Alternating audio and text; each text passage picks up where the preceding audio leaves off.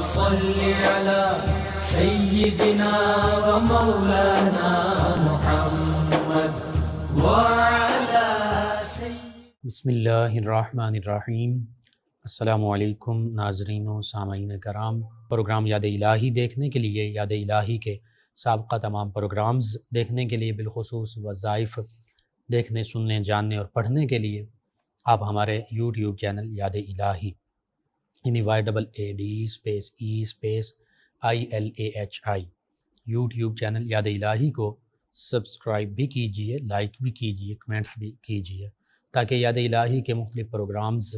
اور وظائف سے آپ مکمل رہنمائی حاصل کر سکیں۔ جی ناظرین و سامعین،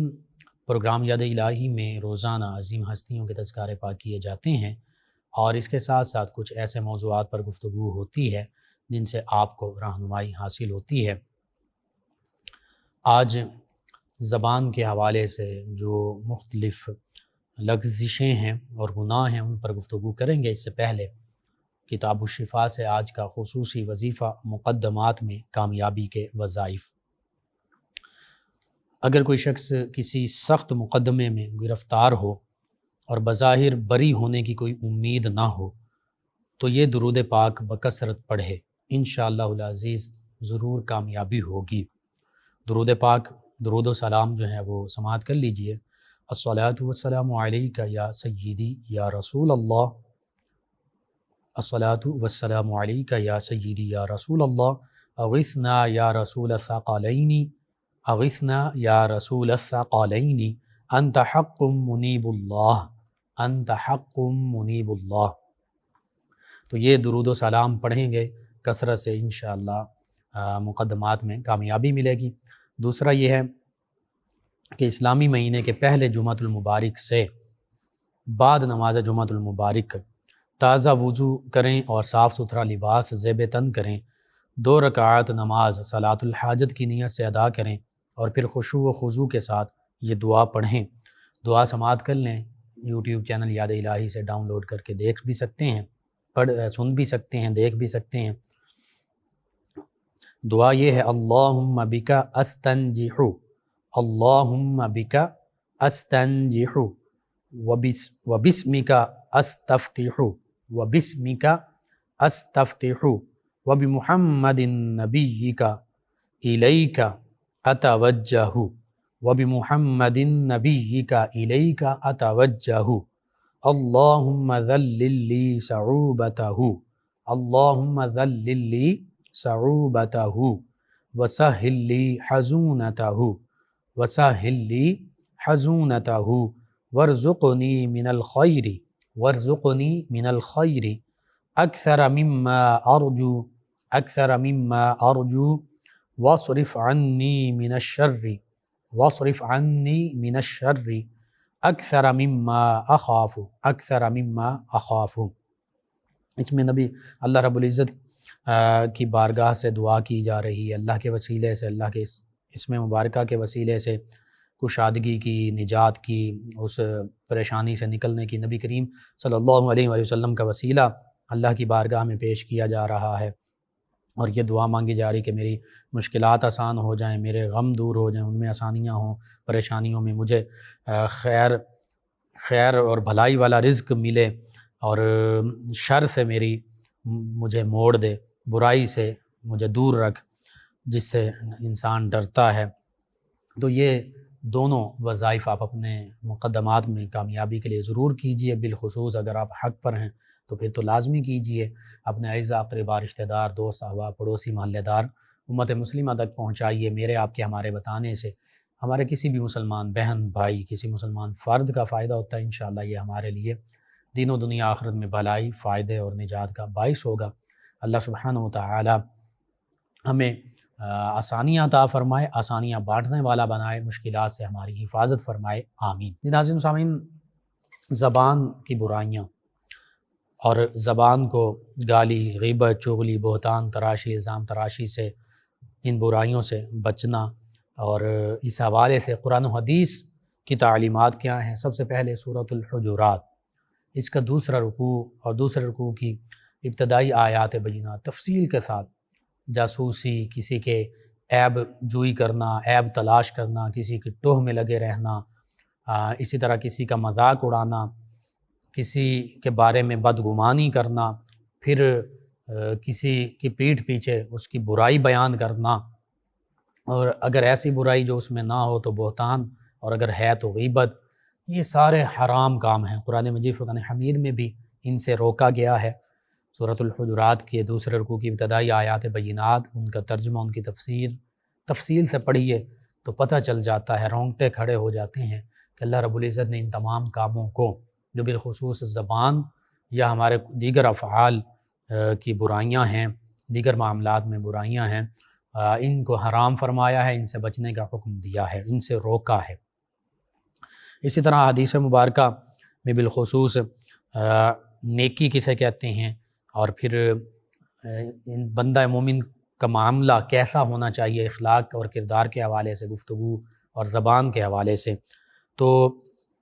امام مالک نے، امام احمد بن حنبل نے موطا امام مالک اور مسند احمد بن حنبل میں ان روایات کو نقل کیا.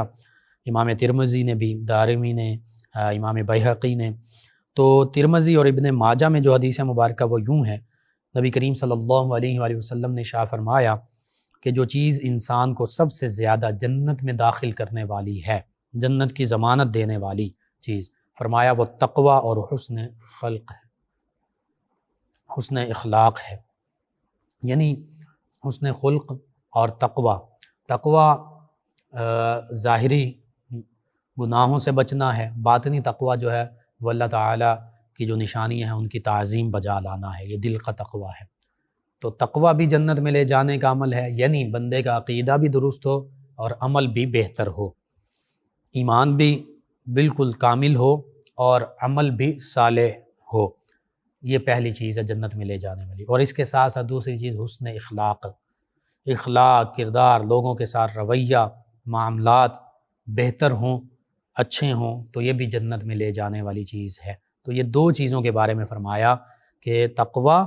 اور حسن اخلاق، یہ دونوں جنت میں لے جانے والی ہیں. ہم بعض کا دیکھتے ہیں کہ انسان میں تقوی ہوتا ہے، بندہ مومن میں وہ نمازیں بھی پڑھ رہا ہوتا ہے، خشوع و خضوع کے ساتھ پڑھ رہا ہوتا ہے، روزے بھی رکھ رہا ہوتا ہے، حج، زکوٰۃ، دیگر معاملات بھی کر رہا ہوتا ہے،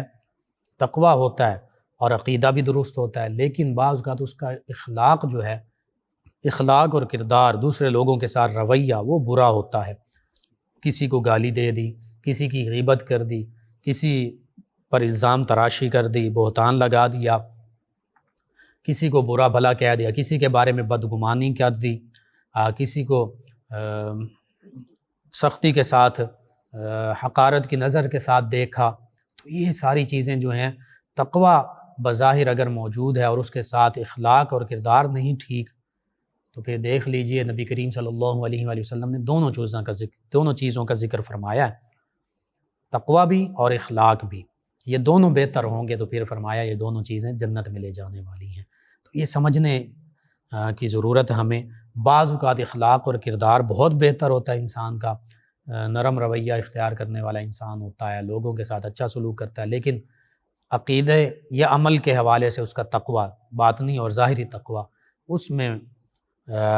کمی بیشی ہوتی ہے. عقیدے کے حوالے سے تو کسی قسم کی کمی بیشی، وہ ایمان ہی اگر نہیں تو جتنے اعمال صالحہ کرتے رہیں، اچھے اعمال کرتے رہیں، ان کا کوئی فائدہ نہیں. عقیدے کے حوالے سے تو یوں کہہ لیجیے نو کمپرومائز، یعنی کوئی یہ نہیں کہہ سکتا کہ معاذ اللہ ثم معاذ اللہ میں بتوں کی پوجا کر لوں یا دو خدا بنا لوں یا زیادہ خدا بنا لوں اور ساتھ میں نمازیں بھی پڑھتا رہوں اور حج بھی کرتا رہوں. تو نہیں، جب عقیدہ ہی درست نہیں تو اس کی یہ نمازیں، روزے، حج، زکوٰۃ کسی کام کے نہیں. یہ ایک مثال ہے. اسی طرح نبی کریم صلی اللہ علیہ وآلہ وسلم کی ختم نبوت، ختم رسالت کو تسلیم نہ کرے، نبی کریم صلی اللہ علیہ وآلہ وسلم کے بارے میں اس کا عقیدہ درست نہ ہو، اس عقیدے کو نہ مانتا ہو کہ آقا کریم صلی اللہ علیہ وآلہ وسلم آخری نبی، آخری رسول ہیں، بلکہ اس کے بعد کسی بھی دجال، کذاب، جھوٹے نبوت کے مدعی کو دعویٰ کرنے والے، اس کی نبوت یا اس چاہے جس بھی معنوں میں تشریعی، غیر تشریعی، ذلی، بروزی، وہ مانتا ہو، تو پھر اس کا مطلب یہ ہوا کہ اب اس کا عقیدہ نبی کریم صلی اللہ علیہ وآلہ وسلم کے بارے میں عقیدہ اور ایمان درست نہیں. نبی کریم صلی اللہ علیہ وآلہ وسلم کی ختم نبوت، ختم رسالت پر ایمان نہیں لایا، نہیں مانتا، دل سے تسلیم نہیں کرتا، دل سے تصدیق نہیں کرتا، تو اب چاہے وہ نمازیں پڑھتا رہے، چاہے وہ حج کرتا رہے، چاہے وہ صدقات خیرات کرتا رہے، زکوٰۃ دیتا رہے، چاہے وہ جتنے بھی اچھے اخلاق والا ہے، نہ اس کی یہ ظاہری تقوی نمازیں کام آئیں گی،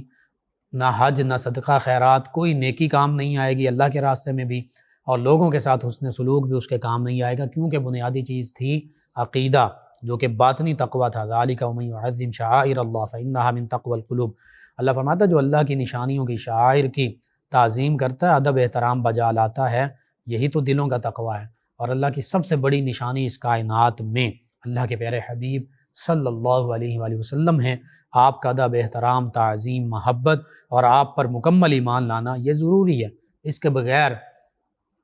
کوئی بھی عمل جو ہے وہ فائدہ نہیں دے گا۔ حقیقت یہ ہے کہ نبی کریم صلی اللہ علیہ وآلہ وسلم کی ختم نبوت، ختم رسالت پر ایمان لانا، یہی جیسے اللہ کی وحدانیت پر ایمان لانا ضروری ہے، ایسے ہی اللہ کے نبی صلی اللہ علیہ وآلہ وسلم کی رسالت پر ایمان لانا ضروری ہے۔ اور اس طرح کہ آپ آخری نبی ہیں، آخری رسول ہیں، آپ کے بعد کسی بھی معنی میں، کسی بھی صورت میں کوئی نیا نبی نہیں، کوئی نیا رسول نہیں۔ تو یہ سمجھنے کی بات یہ ہے کہ اگر باطنی تقوی اور عقیدہ اور ایمان ہی درست نہیں ہے، اس میں کجی ہے، کمی ہے، خامی ہے، اور نظریات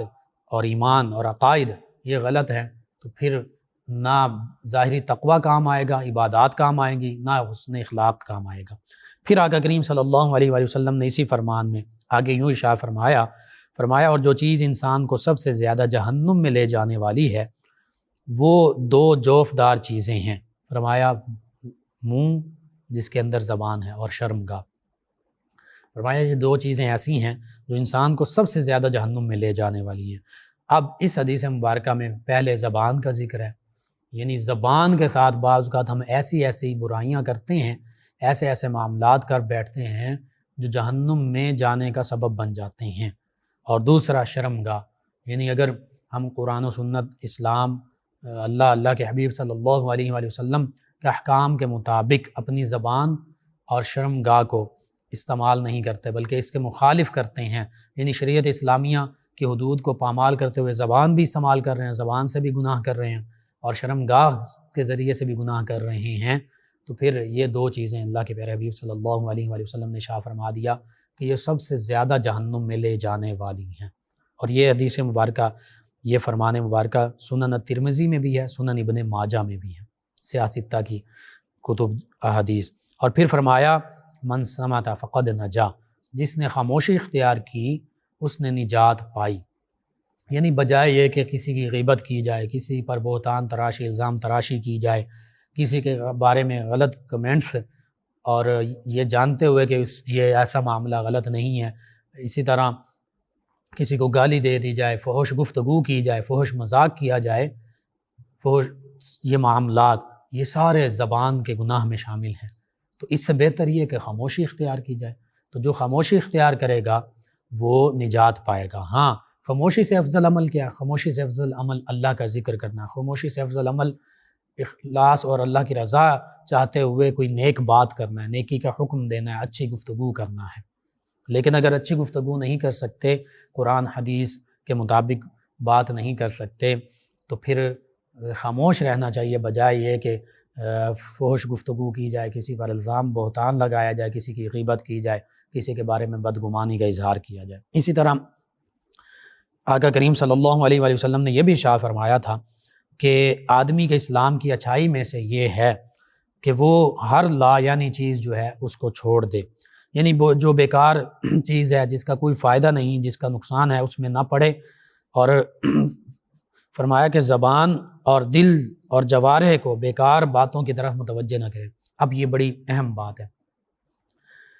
بندہ مومن کی زبان وہ بھی بیکار گفتگو میں شامل نہ ہو، نہ کوئی ایسی گفتگو ہو جو فحاشی کے زمرے میں آتی ہو، جو بری گفتگو ہو، نہ ایسی گفتگو ہو جس میں گالی گلوچ ہو، نہ ایسی گفتگو ہو جس میں سخت کلامی ہو، ترش لہجہ ہو، نہ ایسی گفتگو ہو جس میں کسی کی غیبت ہو، نہ ایسی گفتگو ہو جس میں کسی کے پر الزام ہو، نہ ایسی گفتگو ہو جس میں کسی کے بارے میں بدگمانی کی جائے، نہ ایسی گفتگو ہو جس میں کسی کی جاسوسی کا اظہار ہوتا ہے، اس کے عیبوں کی بے پردگی ہو، عیب پوشی کی جائے، نہ کہ عیب پھیلائے جائیں۔ تو زبان کا بھی فرما دیا کہ لا یعنی کاموں سے رک جائے،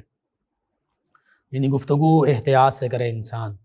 اگر تو اچھی گفتگو کر سکتا ہے بہت اچھی بات، ورنہ خاموش رہے، بری بات زبان پر مت لائے۔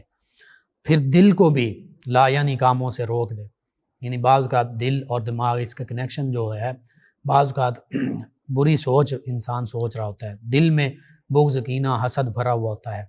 اس کو دل سے نکال دے، برے خیالات نکال دے۔ اور جوارح، انسان کے جسم کے تمام اعضاء، ان کو بھی لا یعنی کاموں سے روک دینا فرمایا۔ یہ بھی اسلام کی خوبی ہے، آدمی کے اسلام کی، بندہ مومن کے اسلام کی خوبی ہے۔ جوارح یعنی ہاتھ برائی کی طرف نہ جائیں، پاؤں برائی کی طرف نہ جائیں، آنکھوں سے برائی نہ ہو، کانوں سے برائی نہ ہو۔ کیا مطلب؟ گناہ کی طرف چل کر نہ جائے، گناہ میں حصہ نہ ڈالے، اپنا ہاتھ نہ بٹائے، آنکھوں سے فحش چیزیں نہ دیکھے، بد نگاہی مت کرے، اسی طرح کانوں کے ساتھ کسی کی غیبت نہ سنے، فحش بات مت سنے۔ تو یہ پتہ چلا زبان کا ذکر کریں، یہ بھی جوارح میں شامل ہے، زبان کے ساتھ بھی یہی معاملات جن چیزوں کا ذکر ہوا، ان برے اعمال سے بچ جائے۔ تو پتہ چلا کہ اصل اسلام ہی یہی ہے، اور اسلام کی خوبی ہی یہی ہے، صحیح عقیدے اور اعمال صالحہ کے ساتھ کہ حسن اخلاق ہو، زبان کو، آنکھوں کو، کانوں کو، قدموں کو، ہاتھوں کو اللہ کے جو احکام ہیں ان کی تعمیل میں لگایا جائے، نہ کہ اللہ کی نافرمانی میں لگایا جائے۔ اور جو اللہ کے احکام کی تعمیل میں اور اللہ کی یاد میں لگا دیتے ہیں اپنے دل کو، اپنی زبان کو، تو پھر وہ حدیث قدسی کے مطابق انہیں ایسے ہاتھ حاصل ہو جاتے ہیں جن میں اللہ تعالیٰ کی خاص قدرت کار فرماتی ہیں۔ حالانکہ ہر انسان کے ہاتھ میں،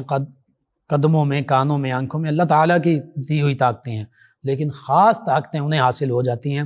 جو اللہ کی یاد میں محو ہوتے ہیں، جو فرائض کے بعد نفلی عبادات، نوافل صرف نہیں، نوافل بھی نفلی عبادات کا حصہ ہیں، لیکن صرف نوافل نفلی عبادات نہیں ہیں۔ اگر آپ راستے سے پتھر ہٹا دیتے ہیں، کانٹا ہٹا دیتے ہیں، یہ بھی نفلی عبادت ہے۔ کسی کی مدد کر دیتے ہیں، روپیہ، پیسہ، راشن، کسی بھی طریقے سے، یہ بھی نفلی عبادت ہے۔ صدقہ خیرات کر دیتے ہیں، یہ بھی نفلی عبادت ہے۔ حتیٰ کہ اپنے مسلمان بھائی کو مسکرا کر ملنا، یہ بھی صدقہ یعنی نفلی عبادت میں شامل ہے۔ تو چھوٹی سے چھوٹی اور بڑی سے بڑی وہ چیز جو فرض واجب نہیں ہے، وہ سبھی، اور وہ اچھائی کے عمل ہیں، قرآن حدیث کہیں انہیں منع نہیں کرتا، جو مستحبات ہیں، یہ ساری نفلی عبادات ہیں جو پسندیدہ اللہ کے حبیب صلی اللہ علیہ وآلہ وسلم کے نزدیک اعمال ہیں، چاہے اس میں لوگوں کی بھلائی کا معاملہ ہو، اچھی بات کہنا ہو، راستے سے پتھر ہٹانا ہو، یہ ساری چیزیں نفلی عبادات میں شامل ہیں۔ تو اللہ کے پیارے حبیب صلی اللہ علیہ وآلہ وسلم کے فرمان کے مطابق جو حدیث قدسی صحیح بخاری میں آپ نے فرما دیا، اس کا خلاصہ کہ اللہ فرماتا ہے کہ جو فرائض کے بعد نفلی عبادات کے ذریعے میرا تقرب پا لیتا ہے، میں اس کی آنکھیں بن جاتا ہوں جن سے وہ دیکھتا ہے، میں اس کے کان بن جاتا ہوں جن سے سنتا ہے، میں اس کے ہاتھ بن جاتا ہوں جن سے وہ پکڑتا ہے، میں اس کے قدم بن جاتا ہوں جن سے وہ چلتا ہے، اور وہ جو دعا مانگتا ہے میں دعا قبول کرتا ہوں، وہ مجھ سے پناہ طلب کرتا ہے میں اسے پناہ عطا فرماتا ہوں۔ تو پتہ چلا کہ جو اپنی آنکھوں کو، اپنے کانوں کو، اپنے ہاتھ اور زبان اور جوارح کو، جسم کے اعضاء کو بہتر اور نفلی کاموں میں لگا لیتا ہے، اضافی مستحب پسندیدہ کاموں میں لگا لیتا ہے، پھر اللہ تعالیٰ اسے اپنی طرف سے خاص طاقتیں عطا فرما دیتا ہے، یعنی اللہ اسے اپنا مقرب بندہ بنا لیتا ہے، اللہ اسے اپنا دوست بنا لیتا ہے، اپنا محبوب بنا لیتا ہے۔ اور جو اللہ کا دوست اور محبوب بن جائے تو پھر اللہ تعالیٰ من کان للہ کان اللہ لہ، جو اللہ کا ہو جائے پھر اللہ اس کا ہو جاتا ہے، یعنی ساری کائنات پھر اس کی ہو جاتی ہے۔ اسی طرح نبی کریم صلی اللہ علیہ وآلہ وسلم نے سیدنا ابو ذر غفاری رضی اللہ عنہ ان کو 7 وصیتیں فرمائی۔ یہ وہ سیدنا ابو ذر غفاری رضی اللہ عنہ ہیں، تمام صحابہ کرام علیہم رضوان روشنی کا مینار ہیں، منبع نور ہیں، ہر ایک کی اپنی خوشبو ہے، ایک مہکتا ہوا پھول ہے، ہر ایک نجوم ہدایت اور روشنی کے ستارے ہیں۔ ان میں سے ایک ستارے سیدنا ابو ذر غفاری رضی اللہ عنہ، جن کے بارے میں آقا کریم صلی اللہ علیہ وآلہ وسلم نے یوں بھی فرما دیا تھا کہ یہ سب سے علیحدہ رہتے ہیں، یہ علیحدہ رہیں گے اور علیحدہ ہی یہ وصال پائیں گے۔ تو انہوں نے یہ بہت یوں سمجھ لیجیے فقر کو انہوں نے بھی اختیار کیا ہوا تھا، دنیا کے ظاہری نمود و نمائش ان چیزوں سے تمام صحابہ کرام دور رہتے تھے، بالخصوص یہ ان میں یہ بھی شامل ہیں۔ سیدنا ابو ذر غفاری رضی اللہ عنہ خود فرماتے ہیں کہ میں نے نبی کریم صلی اللہ علیہ وآلہ وسلم کی بارگاہ میں عرض کیا، یا رسول اللہ صلی اللہ علیہ وسلم مجھے کچھ ارشاد فرمائیے، وصیت فرمائیے۔ تو آقا کریم صلی اللہ علیہ وآلہ وسلم نے ارشاد فرمایا میں تمہیں تقوی کی وصیت کرتا ہوں، اس سے تمہارے تمام کام آراستہ ہو جائیں گے۔ یعنی جب تم تقوی اختیار کرو گے، ظاہری باطنی تقوی اس میں دونوں شامل ہیں، ایمان بھی تمہارا کامل ہوگا، عمل بھی بہتر ہوں گے، تو فرمایا اس سے تمہارے تمام کام آراستہ ہو جائیں گے، تمہارے تمام معاملات، تمہارے تمام کام خوبصورت ہو جائیں گے، زندگی خوبصورت ہو جائے گی۔ پھر یہ کہتے ہیں کہ میں نے عرض کیا کہ اور وصیت فرمائیے، تو آقا کریم صلی اللہ علیہ وآلہ وسلم نے ارشاد فرمایا کہ تلاوت قرآن کریم اور ذکر اللہ کو لازم کر لو، کہ اس کی وجہ سے تمہارا ذکر آسمان میں ہوگا اور زمین میں تمہارے لیے نور ہوگا۔ کتنی خوبصورت بات۔ ہم گفتگو کرتے ہیں، کسی کی غیبت کر رہے ہوتے ہیں، کسی کی چغلی کر رہے ہوتے ہیں، کسی پر بہتان لگا رہے ہوتے ہیں، کسی کے عیب لوگوں کے سامنے کھول کر بیان کر رہے ہوتے ہیں، عیبوں کی یوں کہہ لیجئے کہ پردہ دری کر رہے ہوتے ہیں، پردہ پوشی، عیب چھپانے کے بجائے عیب لوگوں کے سامنے بیان کر رہے ہوتے ہیں، بعض کا سچے بعض کا جھوٹے۔ سچے ہوں تو وہ بہتان میں غیبت میں شامل ہوتے ہیں، وہ غلط ہوں یعنی خود بخود ایسے ہی بنا کے پیش کر رہے ہیں اپنی طرف سے، تو پھر وہ بہتان میں چلے جاتے ہیں، بہتان میں شامل ہیں۔ لیکن اللہ کے پیارے حبیب صلی اللہ علیہ وآلہ وسلم کیا فرما رہے ہیں؟ یہ میرے لیے، آپ کے لیے، ہم سب کے لیے قیمتی موتی ہیں۔ فرمایا کہ تلاوت قرآن کریم اور اللہ کے ذکر کو اپنے اوپر لازم کر لو، قرآن مجید فرقان حمید پڑھتے رہو، اللہ اللہ کرتے رہو، درود پاک، ذکر اللہ میں اللہ کے حبیب صلی اللہ علیہ وسلم کا ذکر بھی شامل ہے، درود پاک پڑھتے رہو، نعتیں پڑھتے رہو، حمد پڑھتے رہو، بالخصوص تلاوت قرآن کریم اور ذکر اللہ کا ذکر آ گیا۔ اور فرمایا اس سے تمہارا ذکر آسمان میں ہوگا۔ یہ بھی حدیث مبارکہ میں ہے کہ جو زمین پر اللہ کا ذکر کرتا ہے، آسمان میں اللہ تعالیٰ مالا اعلیٰ میں فرشتوں میں اس کا ذکر، اس کے چرچے بلند فرما دیتا ہے۔ اور پھر فرمایا زمین میں تمہارے لیے نور ہوگا، روشنی ہی روشنی ہوگی، وہ ایمان کا نور بھی ہے، وہ اعمال صالحہ کا نور بھی ہے، وہ باطنی نور بھی ہے، وہ باطنی فراست بھی ہے۔ پھر یہ فرماتے ہیں کہ میں نے عرض کیا یا رسول اللہ صلی اللہ علیہ وسلم، اور مجھے اور ارشاد فرمائیے، وصیت فرمائیے۔ آقا کریم صلی اللہ علیہ وسلم نے فرمایا کہ زیادہ خاموشی کو لازم کر لو، اور فرمایا کہ اس سے شیطان دفع ہوگا۔ جب زیادہ خاموش رہو گے تو پھر شیطان تم سے دور رہے گا، کیونکہ جو انسان بلا سوچے سمجھے بولتا جاتا ہے اس کے زبان کی برائیاں بڑھتی جاتی، بعض اوقات وہ غیبت کا کوئی جملہ بول دے گا، کسی پر بہتان لگا دے گا، کسی کا عیب جو ہے اس کا پردہ فاش کر دے گا، کوئی نہ کوئی ایسی بات، کسی کے بارے میں بدگمانی کر دے گا، کسی کو حقارت کے لفظوں سے کسی کے بارے میں حقارت کا آمیز لفظ بول دے گا، یعنی تکبر کا اظہار کر دے گا، تو مختلف برائیوں میں مبتلا ہو جائے گا۔ اور فرمایا جب تم خاموشی کو لازم کر لو گے تو شیطان دفع ہوگا اور تمہیں دین کے کاموں میں مدد ملے گی، یعنی تمہارے دین کے معاملات بہتر ہو جائیں گے۔ سیدنا ابو ذر غفاری رضی اللہ عنہ فرماتے ہیں میں نے پھر عرض کیا اور ارشاد فرمائیے، فرمایا زیادہ ہنسنے سے بچو۔ آج یہ ساری برائیاں ہم میں موجود ہیں، بولتے بھی زیادہ ہیں، ہنستے بھی زیادہ، اور قہقہے لگا کر ہنستے ہیں۔ فرمایا زیادہ ہنسنے سے بچو کہ یہ دل کو مردہ کر دیتا ہے اور چہرے کے نور کو دور کر دیتا ہے۔ زیادہ ہنسنے سے کیا ہوگا؟ دل مردہ ہو جائے گا، ضمیر مردہ ہو جائے گا۔ جب دل ہی مردہ ہو گیا تو پھر برائی محسوس نہیں ہوگی، پھر فحش بات محسوس نہیں ہوگی، پھر کسی کا مذاق، اس کی کتنی وہ حرام ہے، اس کا کتنا گناہ ہے وہ ہمیں محسوس نہیں ہوگا، غیبت محسوس نہیں ہوگی، بہتان محسوس نہیں ہوگا۔ آج ہمارا معاملہ یہی ہو چکا ہے، زیادہ بولنے کی وجہ سے، ہنسنے کی وجہ سے دل مردہ ہو چکے ہیں، مختلف برائیوں میں، زبان کی برائیوں میں ہم مبتلا ہو چکے ہیں، اور چہرے کے نور کو دور، چہرے کے جو حقیقی نور ہے،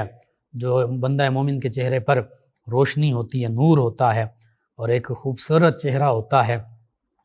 دیکھنے والے کو بھی پتہ چلتا ہے، اور بالخصوص اولیاء اللہ کے چہرے جو ہیں اتنے نورانی ہوتے ہیں، جیسے فرمایا گیا کہ جو اولیاء اللہ کو دیکھنے سے ہی، اولیاء اللہ وہ جنہیں دیکھنے سے اللہ کی یاد نصیب ہو جائے، اللہ نصیب ہو جائے، یعنی جب ہم انہیں دیکھتے ہیں تو ان کے چہرے پر اللہ کی طرف سے خاص نور انہیں ملا ہوتا ہے، وہ نظر آتا ہے تو اللہ کی یاد ہمیں آ جاتی ہے کہ یا اللہ تو نے اپنے اس بندے کو کیسا نور عطا فرمایا، وہ اللہ کی یاد اور سجود اور سارے وہ معاملات چہرے سے عیاں ہو جاتے ہیں۔ بہرحال پھر یہ عرض کرتے ہیں، میں نے پھر عرض کیا، یہ فرماتے ہیں کہ میں نے عرض کیا کچھ اور ارشاد فرمایا، فرمایا حق بولو اگرچہ کڑوا ہو، یعنی حق کا ساتھ دو اور حق بات کو ہو، چاہے وہ کسی کو بری محسوس ہو، قرآن حدیث کا بیان ہو، اللہ اللہ کے حبیب صلی اللہ علیہ وآلہ وسلم کے فرامین بیان کرو، چاہے وہ کسی کو برے لگتے ہوں، چاہے وہ کسی کے لیے کڑوے ہوں۔ بعض اوقات جو مریض ہوتا ہے اس کی میڈیسن کڑوی ہوتی ہے، اس کو کڑوی لگتی ہے لیکن مجبوراً پینا پڑتی ہے، وہ کھانی پڑتی ہے میڈیسن۔ تو اسی طرح جو زبان کے، دل کی بیماریوں کے، سینے کی بیماریوں کے، باطنی بیماریوں کے مریض ہیں، ان کے لیے حق بات کہنا یہ ان کا علاج ہے، چاہے ان کو کڑوی لگے، چاہے مجھ میں کوئی برائی ہے، کوئی مجھے اس کے حوالے سے علیحدگی میں بات کرتا ہے یا پوائنٹ آؤٹ کیے بغیر بات کرتا ہے جو ایک طریقہ ہے اسلام کا، تو وہ چاہے مجھے برا لگے، میرے لیے کڑوا ہو، لیکن وہ حق بات ہے، مجھے تسلیم کرنی چاہیے، یہ سبھی کے لیے۔ اسی طرح پھر یہ فرماتے ہیں کہ میں نے عرض کیا یا رسول اللہ صلی اللہ علیہ وسلم اور وصیت فرمائیے، تو فرمایا کہ اللہ کے بارے میں ملامت کرنے والے کی ملامت سے نہ ڈرو، یعنی جب تم اللہ کے دین پر قائم ہو، حق پر قائم ہو، حق بات کہنے والے ہو اللہ کی رضا کے لیے، تو پھر اللہ کے بارے میں جب تم یہ باتیں کر رہے ہو، اللہ کی رضا کی خاطر کر رہے ہو، حق بات کر رہے ہو، تو پھر کوئی تمہیں ملامت کرتا رہے، کچھ بھی کہتا رہے، تو اس کی ملامت سے مت ڈرو۔ کہتے ہیں، فرماتے ہیں کہ میں نے پھر عرض کیا یا رسول اللہ علیہ وسلم مزید وصیت فرمایا، تو فرمایا تم کو دوسرے لوگوں سے روکے وہ چیز جو تم اپنے نفس سے جانتے ہو، یعنی جو اپنے عیوب کی طرف نظر رکھے گا دوسروں کے عیوب میں نہیں پڑے گا، اور کام کی بات یہ کہ اپنے عیب پر نظر کی جائے تاکہ اس کے زائل کرنے کی کوشش کی جائے۔ فرمایا کہ جو چیز دوسروں لوگوں سے تمہیں روکتی ہے اور وہ چیز تم اپنے نفس سے جانتے ہو، تو پھر اس سے تم بچ جاؤ، یعنی تمہارے اندر بھی کچھ عیب ہوں گے، تم چاہتے ہو کہ یہ میرے عیب لوگوں تک نہ پہنچاتے پھریں، بلکہ میرے عیبوں کی اللہ تعالیٰ بھی پردہ پوشی فرمائے، لوگ بھی اس پر پردہ کریں، اور حقیقت بھی یہی ہے، ایسا ہی ہونا چاہیے۔ اللہ تعالیٰ ستار العیوب ہے، عیبوں پر پردہ فرمانے والا، پردہ پوشی فرمانے والا۔ من ستر مسلمن سترہ اللہ یوم القیامہ، اللہ رب العزت کے پیارے حبیب صلی اللہ علیہ وآلہ وسلم نے ارشاد فرمایا جو اس دنیا میں اپنے مسلمان بھائی کے عیب پوشی کرے گا، پردہ پوشی کرے گا، اس کے عیب لوگوں کو بیان نہیں کرے گا بلکہ اس کے عیبوں پر پردہ ڈالے گا، تو فرمایا اللہ رب العزت کل روز محشر، روز قیامت اس کے عیبوں کی پردہ پوشی فرمائے گا۔ تو یہ بہت بڑی بات ہے۔ آج ہم لوگوں کے عیب جوئی کر رہے ہوتے ہیں، عیب لوگوں تک، ایک بندے کے عیب دوسرے کو بیان کر رہے ہوتے ہیں، اگر ہم اس سے بچ جائیں گے تو کل روز محشر ہماری بھی پردہ پوشی ہو جائے گی، اللہ تعالی ہمارے گناہوں کو چھپا لے گا، اللہ تعالیٰ تو ہر چیز پر قادر ہے۔ تو یہ 7 وصیتیں بہت خوبصورت وصیتیں آقا کریم صلی اللہ علیہ وآلہ وسلم نے جو ارشاد فرمائیں، اگر ہم ان کو اپنی زندگی میں اپنا لیں تو انشاءاللہ ہم بہت سی برائیوں سے بچ سکتے ہیں، اور بالخصوص زبان کی برائیوں سے بھی بچ سکتے ہیں۔ اسی طرح بعض اوقات ہم زبان سے بد دعا کر دیتے ہیں اولاد اور اموال پر، اس معاملے کو بھی دیکھنا چاہیے۔ اپنے اوپر، اپنی اولاد پر، اموال پر بد دعا آقا کریم صلی اللہ علیہ وآلہ وسلم نے فرمایا کہ نہ کرو۔ 3 چیزوں کا ذکر، اپنے اوپر بد دعا نہ کرو اپنے بارے میں، اسی طرح اپنی اولاد کے بارے میں بد دعا نہ کرو، اپنے اموال کے بارے میں بد دعا نہ کرو۔ فرمایا کہیں ایسا نہ ہو کہ یہ بد دعا اس ساعت میں، اس گھڑی میں، اس لمحے میں، اس وقت میں ہو جس میں دعا اللہ سے کی جائے تو وہ قبول ہو جاتی ہے، یعنی کچھ مقبول ساعتیں بھی ہیں، کچھ ایسی گھڑیاں ہیں، کچھ ایسے لمحات ہیں، کچھ ایسے اوقات ہیں کہ جن میں جو دعا کی جائے یا بد دعا کی جائے وہ فوراً قبول ہو جاتی ہے۔ تو اللہ کے پیارے حبیب صلی اللہ علیہ وآلہ وسلم نے فرمایا کہ یہ 3 بد دعائیں کبھی نہ کرو، نہ اپنے بارے میں کہ یا اللہ میرے ساتھ ایسا کر دے، بعض کا بندہ مایوسی میں کہہ دیتا ہے کہ مجھے موت آ جائے، مجھے فلاں ہو جائے، اس طرح کے جملے بول دیتا ہے۔ بعض وقت اپنی اولاد سے تنگ آ کر کہہ دیتا ہے تجھے موت آ جائے، تجھے یہ ہو جائے، مختلف جملے بولتا ہے، تیرے ساتھ ایسا معاملہ ہو جائے۔ بعض وقت اپنے موال کے بارے میں بول دیتا ہے۔ تو اللہ کے پیارے حبیب صلی اللہ علیہ وآلہ وسلم نے اس سے منع فرمایا کہ زبان پر ایسی گفتگو نہیں لانی، ایسے کلمات نہیں لانے، ہو سکتا ہے وہ مستجاب اوقات ہوں، دعاؤں کی قبولیت کے اوقات ہوں اور وہ قبول ہو جائیں۔ اسی طرح آقا کریم صلی اللہ علیہ وآلہ وسلم نے فرمایا جو شخص دوسرے کو فسق اور کفر کی تہمت لگا گیا، یہ بہت اہم بات ہے، بلا وجہ اگلے بندے میں فسق بھی نہیں ہے، گناہ بھی نہیں ہے اور کفر بھی نہیں ہے، تو فرمایا جو دوسرے شخص کو فسق اور کفر کی تہمت لگائے، اور وہ دوسرا شخص جس پر گناہ اور کفر کی تہمت لگائی جا رہی ہے، تہمت کہتے ہی اسی کو ہیں جو اگلے میں معاملہ نہ ہو، بہتان اور تہمت اور جھوٹا اس پر الزام لگا دیا جائے، فرمایا اور وہ ایسا نہ ہو جس پر فسق اور کفر کی تہمت لگائی جا رہی ہے، تو فرمایا یہ فسق اور کفر اس کہنے والے پر لوٹ آئے گا۔ اس کا سادہ انداز میں یوں سمجھیے کہ کسی مسلمان کو اور اس کا عقیدہ بھی درست ہے، عقیدہ درست ہونے کے باوجود اس کو کافر کہہ دینا اور وہ کافر نہیں ہے، تو فرمایا یہ کفر اس کہنے والے پر لوٹ آئے گا، یہ کافر ہو جائے گا۔ اور اسی طرح فسق، ایک بندہ نیک ہے، شریف ہے، اچھے اعمال ہیں، لیکن لوگ اس کے بارے میں برا بھلا کہنے لگ پڑے کہ نہیں یہ تو فلاں فلاں ہے، یہ بڑے گناہوں میں مبتلا ہے، اور دیکھا بھی نہ ہو ایسے ہی کہہ دیں، تو پھر یہ فسق بھی اس کی طرف لوٹ آئے گا۔ ہاں یہ ہے کہ حقیقت میں کوئی کافر ہے، جیسے اب کوئی ختم نبوت اور ختم رسالت کو نہیں مانتا، یا کوئی حقیقت میں بتوں کی پوجا کر رہا ہے، درخت کو خدا بنا لیا، آگ کو خدا بنا لیا، تو پھر ایسے شخص کو جو واضح ہے اس کے بارے میں ہم یہ نہیں کہیں گے کہ یہ مسلمان ہے، بلکہ اس کا کفر جو ہے، جس کا کفر واضح ہے، بالکل واضح، اس کے کفر کا ہم بالکل اقرار کریں گے، کافر کو کافر کہیں گے، مسلمان کو مسلمان کہیں گے، لیکن مسلمان کو کافر نہیں کہہ سکتے، کافر کو مسلمان نہیں کہہ سکتے۔ اسی طرح آقا کریم صلی اللہ علیہ وآلہ وسلم نے فرمایا،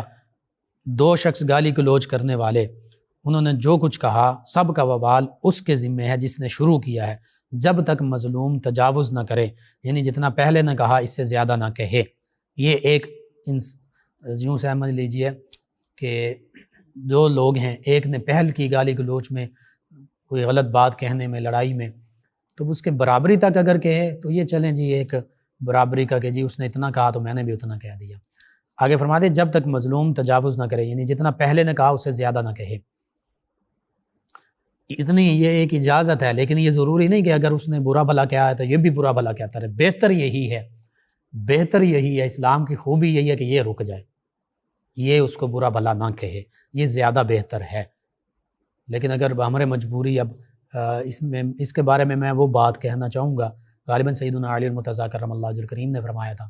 کہ جو تم سے تکبر سے پیش آئے اس سے زیادہ تکبر سے پیش آئے۔ ایک شخص جانتا ہے کہ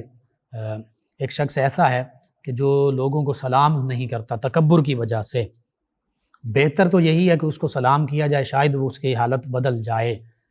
بعض اوقات کچھ لوگ ایسے ہوتے ہیں سلام کا جواب بھی نہیں دیتے تکبر کی وجہ سے، اکڑ ہوتی ہے۔ تو اب ایسا شخص جو ہے اس کو ساتھ نرمی محبت کے ساتھ سب کچھ سمجھایا جائے، لیکن سب کچھ سمجھانے کے باوجود، اچھا رویہ رکھنے کے باوجود بھی وہ تکبر سے پیش آ رہا ہے، تو پھر ایسے شخص کے ساتھ تکبر کا معاملہ کیا جا سکتا ہے۔ یعنی اگر وہ تکبر کی وجہ سے سلام نہیں کرتا تو آپ بھی اس کو چھوڑ دیں، سلام نہ کریں۔ تو یہ سیدنا علی المرتضیٰ کرم اللہ وجہہ الکریم کا فرمان کے مطابق یہ معاملہ ہے، لیکن یہ عام حالات میں نہیں ہے، یہ خاص کچھ کنڈیشنز ہیں۔ جیسے نبی کریم صلی اللہ علیہ وآلہ وسلم صحابہ کرام علیہم رضوان جب پہلے عمرے کے لیے تشریف لے گئے مکہ المکرمہ، تو کفار کہنے لگے یہ کیا طواف کریں گے، معاذ اللہ ثم معاذ اللہ، یہ تو بالکل سوکھے ہوئے ہیں، کمزور ہیں ان کے جسم اور بدن۔ تو آقا کریم صلی اللہ علیہ وآلہ وسلم نے فرمایا کہ رمل کرو، یعنی پہلے 3 چکر غالباً جو ہیں ان کو اکڑ کر چلو، طواف کرتے ہوئے اکڑ کر چلو، سینہ تان کر چلو، حالانکہ اللہ کا گھر ہے کعبۃ اللہ، تو وہاں پر، اور یہ اب تک یہ معاملہ یہی طواف کا حصہ بن گیا کہ پہلے 3 چکروں میں رمل کرنا ہے، بالکل سینہ تان کر چلنا ہے۔ تو یہ ان کفار کو دکھانے کے لیے تھا، ان کے تکبر کے لیے تھا، ان کا تکبر توڑنے کے لیے تھا، ان کو بتانے کے لیے۔ تو یہ چند ایک خاص کنڈیشنز ہوتی ہیں، یہ عام معاملات میں نہیں، یہ خاص۔ بہرحال اسی طرح زبان کی دیگر برائیاں جو ہیں، زمانے کو ہم برا کہہ دیتے ہیں۔ نبی کریم صلی اللہ علیہ وآلہ وسلم کا صحیح بخاری صحیح مسلم میں یہ فرمان سماعت کیجیے، فرمایا کہ اللہ تعالیٰ نے فرمایا، اللہ فرماتا ہے کہ ابن آدم مجھے ایذا دیتا ہے، مجھے تکلیف پہنچاتا ہے۔ کیسے؟ کہ یہ زمانے کو برا بھلا کہتا ہے، دہر کو برا بھلا کہتا ہے۔ اللہ فرماتا ہے، اللہ کے حبیب فرماتے ہیں کہ اللہ فرماتا ہے کہ دہر تو میں ہوں، زمانہ تو میں ہوں، میرے ہاتھ میں سب کام ہے، میں نے دست قدرت میں سب کام ہے۔ اور اللہ فرماتا ہے کہ رات اور دن کو میں بدلتا ہوں، یعنی زمانے کو برا کہنا اللہ کو برا کہنا ہے، کہ زمانے میں جو کچھ ہوتا ہے وہ سب اللہ کی طرف سے ہوتا ہے۔ اس میں ایک اور بھی بڑی خاص بات ہے، جو دہری ہیں، زمانے کو ہی سب کچھ سمجھنے والے، ایک تو زمانے کو برا بھلا کہنا، بعض کا ہم کہہ دیتے ہیں برا زمانہ آ گیا، یہ زمانہ ایسا آ گیا، زمانہ نہیں، لوگ ایسے ہیں آ گئے ہیں۔ تو اللہ فرما رہا ہے زمانے کو برا بھلا نہ کہو، زمانہ میں خود ہوں، دن رات تمام معاملات اللہ کے اختیار اور قدرت میں ہیں۔ دوسری یہاں سے ایک بات یہ بھی سمجھ آتی ہے کہ جو دہریے ہیں، جو نیچرلسٹ ہیں، اس حوالے سے کہ جو نیچر کے بارے میں زمانے کو ہی کہتے ہیں سب کچھ زمانے کی وجہ سے ہے، اللہ نہیں ہے کچھ، تو بھائی جس کو تم زمانہ کہہ رہے ہو وہ اللہ ہی کی قدرت ہے، وہ اللہ کی قدرت کاملہ ہے، تو مان لینا چاہیے۔ اگر ایک چھوٹی سے چھوٹی چیز وہ بغیر کسی بنانے والے کے نہیں بن سکتی، تو یہ پورا زمانہ بھی، یہ پورا کائنات بھی، یہ بھی بنانے والے نے بنائی ہے، وہی اللہ ہے۔ اسی طرح صحیح بخاری اور صحیح مسلم میں ایک اور صحیح مسلم کا فرمان، جو صحیح مسلم میں مجھے فرمایا، جب کوئی شخص یہ کہے کہ سب لوگ ہلاک ہو گئے تو سب سے زیادہ ہلاک ہونے والا یہ ہے، یعنی جو شخص تمام لوگوں کو گناہ گار اور مستحق نار بتائے تو سب سے بڑھ کر گناہ گار وہ خود ہے۔ کہنے کا مقصد یہ ہے کہ انبیاء کرام علیہ السلام، صحابہ کرام، اہل بیت کرام، اولیاء اللہ، اور اسی طرح علماء حق، اب سبھی کو معاذ اللہ آج کے دور کی بات کریں تو اس میں اولیاء بھی شامل ہوں گے، اس میں نیک اللہ کے بندے بھی شامل ہوں گے، مومنین بھی ہوں گے، اگرچہ بد بھی ہیں، نیک بھی، ہر طرح کے ہیں، تو سبھی کو ایک ہی کیٹیگری میں ملا دینا۔ اور بعض اوقات یہ کیا جاتا ہے، بعض اوقات علماء کے خلاف جب بات کرنی ہو تو بس سب کو رگڑ دیا جاتا ہے، اسی طرح مسلمانوں کے خلاف کوئی بات کرنی ہو تو سب کو ایک ہی کیٹیگری میں، سب جی ایسے ہیں، سب کوئی اللہ کا ولی نہیں ہے، اور یہ سب یہ ہے اور فلاں ہے۔ بہرحال اس سے بھی بچنا چاہیے۔ اسی طرح نبی کریم صلی اللہ علیہ وسلم فرمایا سب سے زیادہ برا قیامت کے دن اس کو پاؤ گے جو ذو الوجہین ہوگا۔ یہ بڑی بات ہے، یعنی دو رخ آدمی، دوغلا آدمی، منافق آدمی۔ فرمایا کہ ان کے پاس ایک منہ سے، یعنی کچھ لوگوں کے پاس ایک منہ سے آتا ہے اور دوسرے لوگوں کے پاس دوسرے منہ سے آتا ہے، یعنی منافقوں کی طرح کہیں کچھ کہتا ہے کہیں کچھ کہتا ہے، یہ نہیں کہ ایک ہی طرح کی بات ہر جگہ کہے۔ یہ معاملہ ہوتا ہے، بعض اوقات ایسا ہوتا ہے کہ ایک شخص میرے پاس آیا تو کچھ اور بات کرے گا، کسی دوسرے کے پاس جائے گا تو کوئی اور بات کرے گا، یا ایک شخص کے پاس جائے گا تو اس کے بارے میں کوئی اور بات کرے گا، اسی کے پاس واپس جائے گا جس کے بارے میں پہلے کے ساتھ بات کی تھی تو اس کے بارے میں اب کوئی اور بات کرے گا۔ تو یہ اس طرح کے دو رخے دوغلے آدمی، منافق آدمی، یہ اکثر لوگوں کے درمیان غلط فہمیاں پھیلاتے ہیں، لوگوں کے درمیان لڑائیاں کرواتے ہیں، مختلف طرح کی باتیں بنا کر۔ اسی طرح سیدنا حذیفہ رضی اللہ عنہ فرماتے ہیں کہ آقا کریم صلی اللہ علیہ وسلم کو میں نے یہ فرماتے ہوئے سنا کہ جنت میں چغل خور نہیں جائے گا، غیبت کرنے والا نہیں جائے گا۔ پھر آقا کریم صلی اللہ علیہ وسلم نے فرمایا نیک بندے کی پہچان کیا ہے؟ فرمایا کہ اللہ کے نیک بندے وہ ہیں کہ ان کے دیکھنے سے اللہ یاد آ جائے، اور فرمایا اللہ کے برے بندے وہ ہیں جو غیبت کرتے ہیں، چغلی کھاتے ہیں، دوستوں میں جدائی ڈالتے ہیں، اور جو شخص جرم سے بری ہے اس پر تکلیف ڈالنا چاہتے ہیں۔ بڑی خوبصورت بات،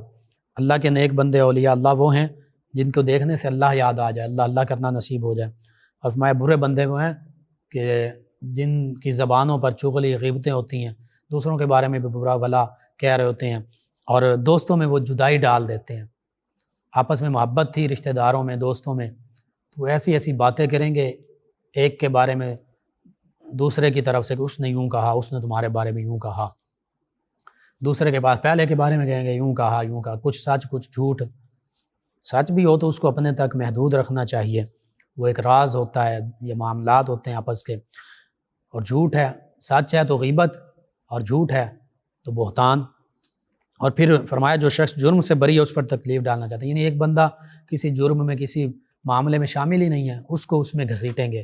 اور یہ آج عدالتوں میں یہی معاملات ہوتے ہیں۔ بعض اوقات بے گناہ لوگ جو ہیں وہ سزا انہیں مل جاتی ہے، اور جنہوں نے کچھ جرم کیے ہوتے ہیں بعض اوقات روپیہ، پیسہ، رشوت، سفارش یا دیگر معاملات، جھوٹے مقدمات بنا کر وہ بچ جاتے ہیں۔ یہ بڑا عجیب معاملہ ہو رہا ہے، جس نے جرم کیا وہ بچ گیا، جو جرم میں شامل نہیں اس کو تکلیف دیتے ہیں، یعنی اس کو جرم میں شامل کرنے کی بات کرتے ہیں۔ اب غیبت اور بہتان کا فرق حدیث مبارکہ میں نبی کریم صلی اللہ علیہ وسلم نے فرمایا تمہیں معلوم ہے غیبت کیا ہے؟ صحابہ کرام علیہ رضوان نے عرض کیا یا رسول اللہ صلی اللہ علیہ وسلم اللہ و رسولہ اعلم، اللہ اور اس کے رسول صلی اللہ علیہ وسلم زیادہ جانتے ہیں، خوب جانتے ہیں۔ ارشاد فرمایا غیبت یہ ہے کہ تو اپنے بھائی کا اس چیز کے ساتھ ذکر کرے اس کی غیر موجودگی میں جو اسے بری لگے، کسی نے عرض کیا اگر میرے بھائی میں وہ برائی موجود ہو تو پھر میں اس کے بارے میں کہوں،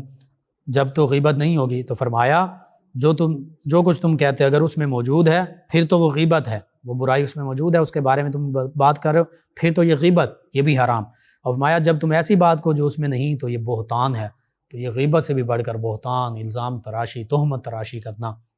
بہت برا معاملہ ہے۔ بعض اوقات خواتین کے حوالے سے بہتان تراشی کر دی جاتی ہے، غیبت کا اس طرح کی الزام تراشی کر دی جاتی ہے، بعض اوقات مردوں کے حوالے سے۔ بہرحال آگے احادیث مبارکہ میں یہ بھی ہے،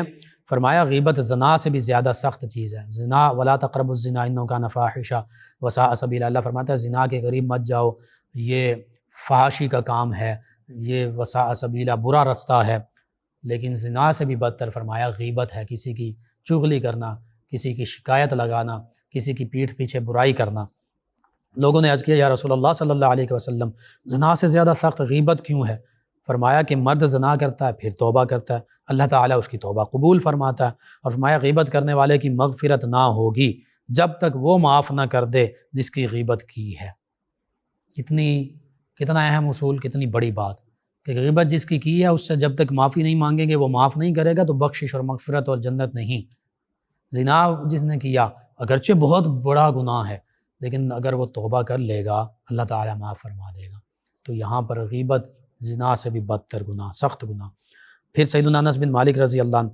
آپ فرماتے ہیں، آپ سے روایت نبی کریم صلی اللہ علیہ وسلم نے فرمایا کہ زنا کرنے والا توبہ کرتا ہے اور غیبت کرنے والے کی توبہ ہی نہیں، یعنی جب تک وہ معافی نہیں مانگے گا اس کی کوئی توبہ نہیں۔ اور اسی طرح فرمایا جس شخص کو کسی مرد مسلم کی برائی کی وجہ سے کھانے کو ملا اللہ تعالیٰ اس کو اتنا ہی جہنم سے کھلائے گا، اور جس کو مرد مسلم کی برائی کی وجہ سے، مسلمان بھائی کی برائی کی وجہ سے کپڑا پہننے کو ملا اللہ تعالیٰ اس کو جہنم کا اتنا ہی کپڑا پہنائے گا۔ یعنی کسی اپنے مسلمان بھائی کے ساتھ برا سلوک کیا یا اس کی برائی کی، اس وجہ سے کہیں کوئی چیز دوسرے شخص نے کھلا دی یا کوئی بھی صورت بن گئی کھانے پینے کی، تو یہ بھی جہنم سے اللہ تعالیٰ اتنا ہی کھلائے گا جس نے اس کو کھانے کا برائی کسی اپنے مسلمان بھائی کی برائی کر کے اس کو کھانے پینے کو ملا۔ اسی طرح پہننے کو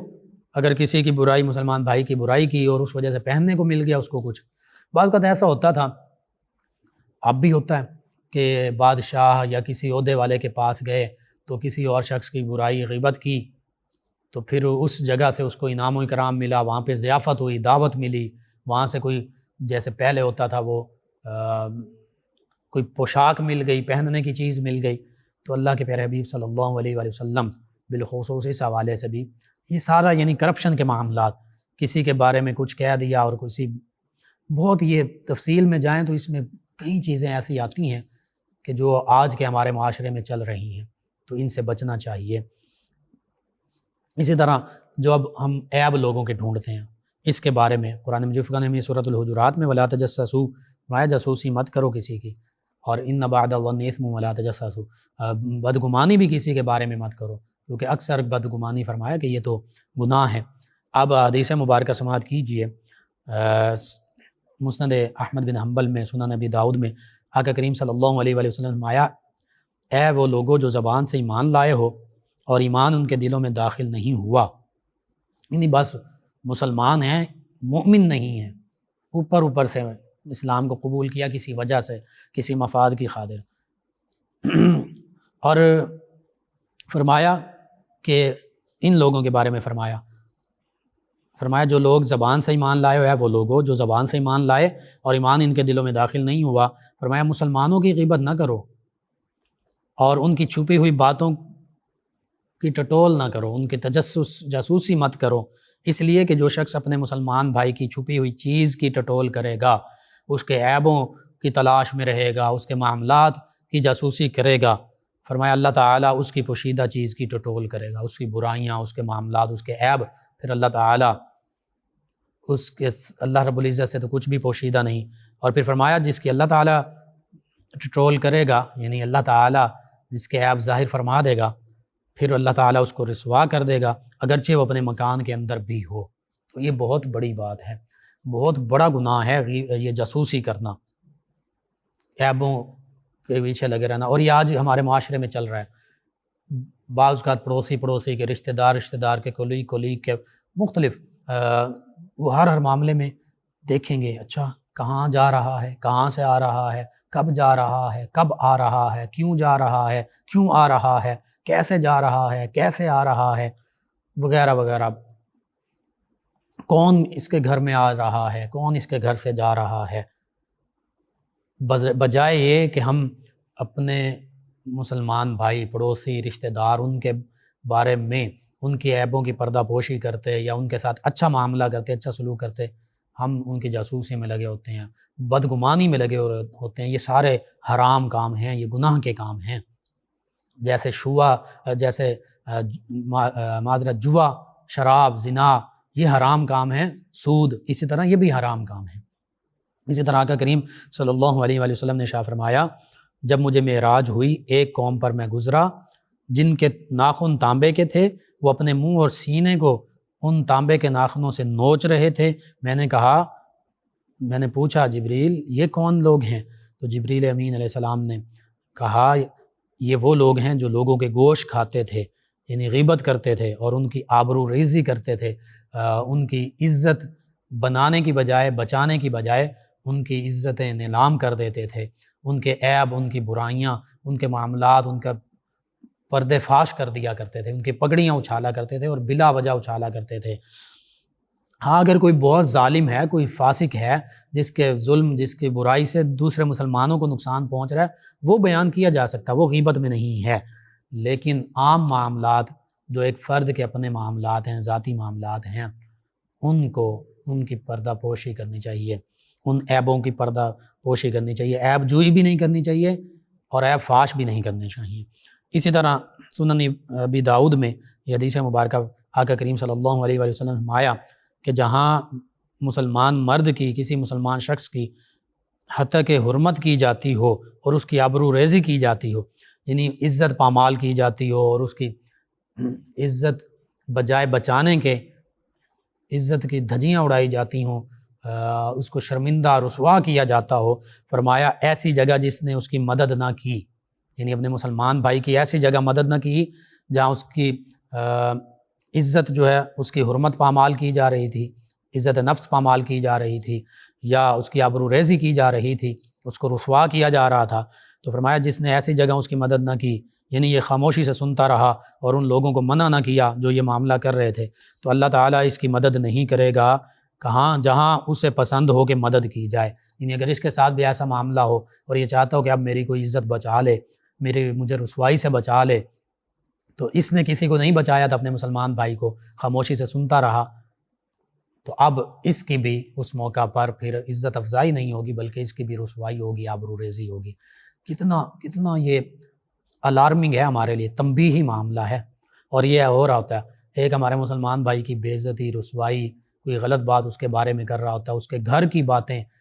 ہیں یا نہیں ہیں، عیب پوشی کرنی چاہیے تھیں بھی تو پھر بھی پردہ پوشی کرنی چاہیے تھی، وہ ایسے دھڑلے سے بیان کی جا رہے ہوتے ہیں اور ہم خاموشی سے بلکہ بعض کا بڑی دلچسپی سے سن رہے ہوتے ہیں۔ تو ڈرنا چاہیے کہ اللہ نہ کرے ہمارے ساتھ بھی ایسا معاملہ ہو سکتا ہے۔ پھر آگے فرمایا جو شخص اپنے مسلمان بھائی کی مدد کرے گا ایسے موقع پر جہاں اس کی حرمت پامال کی جا رہی تھی، اس کی آبرو ریزی کی جا رہی ہے، تو اللہ تعالیٰ اس کی وہاں مدد فرمائے گا ایسے موقع پر جہاں اسے پسند ہے کہ اس کی مدد کی جائے۔ ٹٹ فار ٹیٹ، جیسا کرو گے ویسا بھرو گے۔ اگر کسی کو رسوا کیا جا رہا تھا اور اس کی عزت نفس کو پامال کیا جا رہا تھا، اس کی بے عزتی ہو رہی تھی، اس کی عزت کو رسوا کیا جا رہا تھا، اس کے کوئی عیب اس کو ظاہر کیا جا رہا تھا، رسوائی کا معاملہ ہو رہا تھا، اب اس نے مدد نہیں کی تو اس کی بھی مدد نہیں کی جائے گی جب اس کے ساتھ ایسا معاملہ، اور اگر اس نے کر دی تو اللہ کے حبیب صلی اللہ علیہ وآلہ وسلم فرما رہے ہیں کہ جب اگر ایسا جہاں اس کے ساتھ ایسا معاملہ ہوگا اور یہ پسند کرے گا کہ کوئی میری مدد کرے، میری عزت نیلام ہونے سے بچ جائے، میری عزت بن جائے، میں رسوا نہ ہوں، تو اللہ تعالیٰ وہاں اس کی مدد فرمائے گا، اس کے اچھے بدلے کام کی وجہ سے کہ اس نے کسی اپنے مسلمان بھائی کی پردہ پوشی کی تھی، اس کو عزت دلوائی تھی، نہ کہ اس کی عزت رسوا کی تھی، رسوائی کا سبب یا رسوائی میں اس کی مدد نہیں کی تھی۔ تو یہ اسی طرح مسلمان کی مصیبت پر خوش ہونا خود مصیبت میں پڑنے کا سبب بن جاتا ہے کہ ایسے آقا کریم صلی اللہ علیہ وآلہ وسلم نے فرمایا کہ ایک مومن دوسرے مومن کا آئینہ ہے۔ فرمایا مومن مومن کا بھائی ہے، اس کی چیزوں کو ہلاک ہونے سے بچائے یعنی نقصان پہنچانے سے بچائے، اور غیبت میں اس کی حفاظت کرے یعنی کوئی غیبت کر رہا ہو تو پھر اس کی عزت کی حفاظت کرے۔ اسی طرح عیب چھپانے کا ثواب کتنا ہے اور تانا دینے کا نقصان کیا ہے، یہ سماعت کیجیے۔ فرمایا نبی کریم صلی اللہ علیہ وآلہ وسلم نے جو شخص ایسی چیز دیکھے جس کو چھپانا چاہیے اور اس نے پردہ ڈال دیا یعنی چھپا دی، تو ایسا ہے جیسے زندہ درگور کو زندہ کیا، کسی کو قبر میں زندہ گاڑ دیا گیا، جیسے بچیوں کو زندہ درگور کر دیا جاتا تھا، تو کسی نے کسی شخص کو زندہ ہی قبر میں دفن کر دیا ظلماً، تو فرمایا جا رہا ہے اس کو ظلم سے بچانے کے طور پر اس بندے کو جو زندہ جس کو دفن کر دیا گیا تھا، ظلم کیا گیا تھا، اس کو نکال دیا، اس کو زندگی اس کے وجہ سے ملی۔ فرمایا یہ ایسے ہی ہے جس نے کسی کے عیب دیکھے لیکن اس عیبوں کو چھپا دیا، اس پر پردہ ڈال دیا، تو اتنا بڑا یعنی ایک انسان کو زندگی دے دی اس نے۔ اسی طرح فرمایا جس نے اپنے بھائی کو ایسے گناہ پر آڑ دلائی جس سے وہ توبہ کر چکا ہے۔ بعض کا دن انسان سے، مسلمان سے، بندہ مومن سے کوئی گناہ ہو جاتا ہے لیکن اس نے اللہ کی بارگاہ میں توبہ کر لی، اب وہ سچی توبہ کی، اللہ نے توبہ قبول فرما لی، لیکن یہ اس گناہ کی وجہ سے اس کو آڑ دلاتا رہتا ہے، تو نے ایسا کیا تھا، تو نے یہ کیا تھا، تو نے یہ کیا تھا۔ تو فرمایا اللہ کے پیارے حبیب صلی اللہ علیہ وآلہ وسلم نے کہ جس نے اپنے بھائی کو ایسے گناہ پر آڑ دلائی جس سے وہ توبہ کر چکا ہے، تو فرمایا مرنے سے پہلے ہی وہ خود اس گناہ میں مبتلا ہو جائے گا۔ اللہ اکبر، کہ میں نے کسی کو آڑ دلائی کہ تم نے یہ کیا تھا، یہ کیا تھا، اور وہ توبہ بھی کر چکا ہے، تو بہت بڑی یہ وعید ہے کہ مرنے سے پہلے یہ خود بھی اس گناہ میں مبتلا ہو جائے گا۔ اور فرمایا کہ اپنے بھائی کی شماتت نہ کر، یعنی اس کی مصیبت پر خوشی کا اظہار نہ کر کہ اللہ تعالیٰ اس پر رحم فرمائے گا اور تجھے اس مصیبت میں مبتلا کر دے گا۔ بہت برا معاملہ یہ، اس لیے ہمیں زبان کو اپنے کنٹرول میں رکھنا چاہیے۔ بعض کا بے احتیاطی میں معاملات ہو جاتے ہیں، فوراً اپنے مسلمان بھائی سے بھی معافی مانگی جائے، غیبت، چغلی، بہتان اس طرح کا کوئی معاملہ، اور اللہ سبحانہ وتعالیٰ سے بھی معافی مانگی جائے، خاموش رہا جائے، اچھی گفتگو کی جائے یا خاموش رہا جائے۔ اللہ سبحانہ وتعالیٰ سے دعا اللہ تعالیٰ مجھے، آپ کو، ہم سب کو ان تمام باتوں پر عمل پیرا ہونے والا بنا دے، ان تمام برائیوں سے بچائے اور اخلاق حسنہ، اخلاق کردار ہمارا بہتر فرمائے، آمین۔ اللہم صلی علی سیدنا و مولانا محمد وعلی سیدنا۔ آپ سماعت فرما رہے ہیں پروگرام یاد الہی۔ ناظرین و سامعین، اس دوران ہمیں جوائن کیا ہمارے لسنر ہیں، انہوں نے نام غالباً نہیں لکھا، کہتے ہیں السلام علیکم۔ جی وعلیکم السلام۔ کہتے ہیں آپ کی طبیعت کیسی ہے؟ جی الحمدللہ۔ کہتے ہیں کہ اللہ تعالیٰ آپ کو اور سب اہل اسلام کو صحت عطا فرمائے۔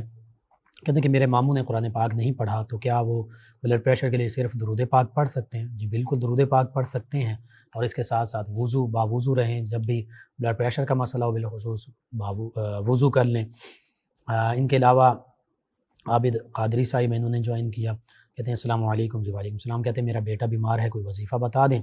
جی یا سلام کثرت سے پڑھیں، کم از کم 1001 مرتبہ پڑھ کر بیٹے پر بھی دم کریں، والآخر طاقت میں درود پاک پڑھیں، اور پانی پر دم کر کے پانی بھی پلائیں۔ محمد بوٹا صاحب ہیں، سلام کہا، جی وعلیکم السلام، اور اپنی مخصوص دعاؤں سے نوازا، بہت شکریہ آپ کا، اللہ تعالیٰ آپ اور تمام امت مسلم اور میرے حق میں بھی یہ تمام دعائیں قبول فرمائے، آمین۔ فریحہ صاحبہ ہیں فیصل آباد سے، کہتی ہیں السلام علیکم۔ جی وعلیکم السلام۔ کہتی ہیں کہ میں ریڈیو سننا سٹارٹ کیا ہے، بہت اچھا پروگرام لگ رہا ہے، اور کوئی غالباً ثنا خان ہیں، کہتے ہیں کہ ان کا کلام بھی ریڈیو پاکستان میں شامل کریں۔ چلیں جی، ہم اپنی نشریات کا حصہ بناتے ہیں اگر ہمیں ان کے کلام ملتے ہیں۔ ان کے علاوہ ہمارے ساتھ ہیں ایک اور لسنر عبد الرحیم صاحب فیصل آباد سے، کہتے ہیں السلام علیکم۔ جی وعلیکم السلام۔ کہتے ہیں میری کزن کے جگر میں کینسر ہے، بہت تکلیف میں ہیں، ان کے لیے کوئی وظیفہ بتائیں کہ آرام آ جائے، اللہ تندرستی عطا فرمائے، علاج بھی کروائیں، وہ بھی سنت نبوی ہے، ضروری ہے۔ اور جگر کے حوالے سے چند ایک چیزیں بتاتا ہوں۔ کسی قسم کے ارکان یا جگر کا کوئی بھی عارضہ ہے، کینسر ہے، سورہ فاتحہ 1 مرتبہ، سورہ حشر 28ویں پارے میں 7 مرتبہ، سورہ قریش 1 مرتبہ پڑھ کر پانی پر دم کر کے پلاتے رہیں، اللہ تعالیٰ شفا عطا فرمائے گا، جب تک افاقہ نہیں ہوتا پلاتے رہیں۔ اور جگر کی تمام بیماریوں کے لیے سورۃ الرحمن کی آیت مبارکہ 78 پانی پر دم کر کے پلانے سے جگر کے تمام امراض سے شفا ملتی ہے۔ اور سورہ رحمان بھی صبح اور شام 3 مرتبہ انہیں سنائیں، اچھے لہجے میں عربی مخارج کے ساتھ، قاری صاحب کی آواز میں ترجمے کے بغیر۔ خاموشی کے ساتھ یکسوئی کے ساتھ سنیں. پانی پڑا اس پر 3 مرتبہ اللہ اللہ اللہ پڑھ کر دم کر دیں، پھونک مار دیں اور پانی پی لیں. اللہ تعالیٰ انشاءاللہ شفا عطا فرمائے گا. یا سلام ہو انہیں کہہ دیں، یہ بھی کثرت سے پڑھیں. ان کے علاوہ ہمیں جوائن کیا ایک اور ہمارے لسنر ہیں نصیر احمد صاحب، کہتے ہیں مفتی صاحب کو اور ان کی ٹیم کو سلام. جی وعلیکم السلام. حافظ پرویز صاحب ہیں، کہتے ہیں ماں کے قدموں تلے جنت ہے، حدیث کے مطابق بتا دیں. الجنت تحت اقدام الامہات، کہ جنت ماؤں کے قدموں تلے ہے. عبد الرحیم صاحب ہیں، چلیں آپ کا کینسر کا میں نے وظیفہ بتا دیا. ایک اور لسنر ہیں، کہتے ہیں السلام علیکم بھائی. جی وعلیکم السلام. کہتے ہیں آپ نے درست فرمایا کہ ہم لوگ یہودیوں کی چال میں جلد آ جاتے ہیں. اللہ پاک ہمیں ان سے اپنی رحمت کے صدقے سے بچائے، آمین. چودھری مرتضیٰ صاحب ہیں یا اس طرح کچھ ان کا نام ہے، چودھری مظہر صاحب ہیں غالباً. چلیں جی شکریہ آپ کا، آپ نے ہمیں جوائن کیا. ایک اور لسنر کہتے ہیں السلام علیکم بھائی کیسے ہیں. جی وعلیکم السلام الحمدللہ. انہوں نے کہا آپ کا پروگرام اچھا ہوتا ہے. عمارہ ہیں فیصل آباد سے. یہ کہتے ہیں بھائی ہمیں معاشی حالات بہت ہمارے ناقص ہیں، کوئی وظیفہ بتا دیں. جی نماز کی تلاوت کلام پاک کی پابندی کریں، کثرت سے پڑھیں. حدیث مبارکہ کے مطابق یہ ہے کہ جو اللہ کی یاد میں مشغول رہا، تلاوت کلام پاک، اللہ کی عبادت، اللہ اللہ کرنے میں، اور اسے دعا مانگنے کا وقت بھی نہ ملا، یہ میں اس کا خلاصہ عرض کر رہا ہوں، مانن بیان کر رہا ہوں مفہوماً، تو فرمایا گیا کہ اللہ تعالیٰ اسے خود غیب سے رزق عطا فرمائے گا. تو یہ سارے معاملات کریں، باوضو رہیں، اور یا رزاقو یا رزاقو یا مسبب الاسباب، اس کی کثرت کریں. جو ظاہری وسائل ہیں، آپ کے بھائی ہیں یا والد صاحب، وہ ان ظاہری جو محنت کے معاملات ہیں وہ بھی کریں، انشاءاللہ اللہ تعالیٰ بہتری فرما دے گا. ایک اور ہمارے لسنر ہیں عابد قادری صاحب، کہتے ہیں تاجدار ختم نبوت زندہ باد. جی بالکل، نبی کریم صلی اللہ علیہ وسلم آپ تاجدار ختم نبوت ہیں، زندہ باد. اور لبیک یا رسول اللہ صلی اللہ علیہ وسلم. آپ کا شکریہ.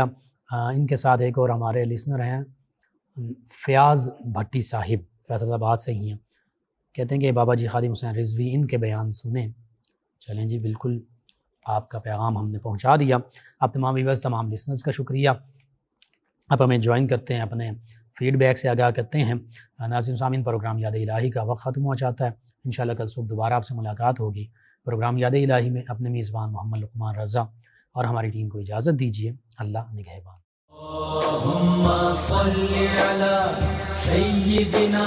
ومولانا